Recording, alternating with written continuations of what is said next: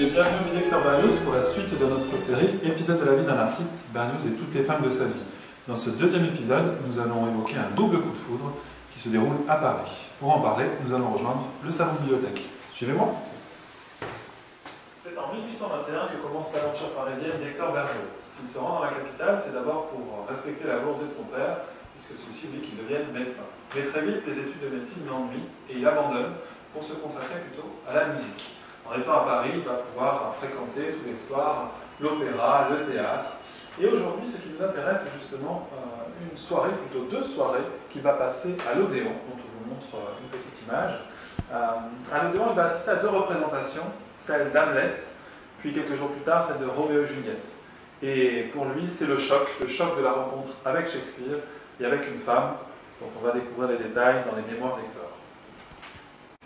Je touche ici au plus grand drame de ma vie. Je ne raconterai point toutes les douloureuses péripéties. Je me bornerai à dire ceci.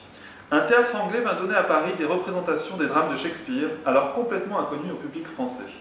J'assistais à la première représentation d'Hamlet à l'Odéon. Je vis dans le rôle d'Ophélia Henriette Smithson, qui, 5 ans après, est devenue ma femme.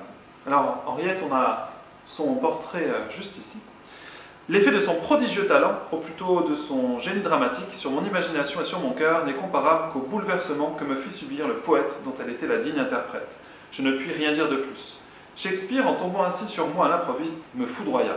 Son éclair, en m'ouvrant le ciel de l'art avec un fracas sublime, m'en illumina les plus lointaines profondeurs. Je reconnus la vraie grandeur, la vraie beauté, la vraie vérité dramatique. Mais la secousse avait été trop forte, et je fus longtemps à m'en remettre. Et effectivement, dans la suite des mémoires, Berlioz nous raconte que pendant plusieurs mois, il va rester dans un état un petit peu second. Il parle même d'abrutissement désespéré. Et puis quand il sort de cet état de torpeur, il va se mettre en tête un projet, d'organiser un concert pour montrer à Harriet que lui aussi, il était talentueux. Plus exactement, moi aussi, je suis peintre, écrit-il dans ses mémoires. Et ce concert a lieu le 26 mai 1828, mais malheureusement, la belle ne sera pas là. Et nous découvrirons dans le prochain épisode comment Berlioz va finalement se consoler dans les bras d'une autre. Rendez-vous au prochain épisode.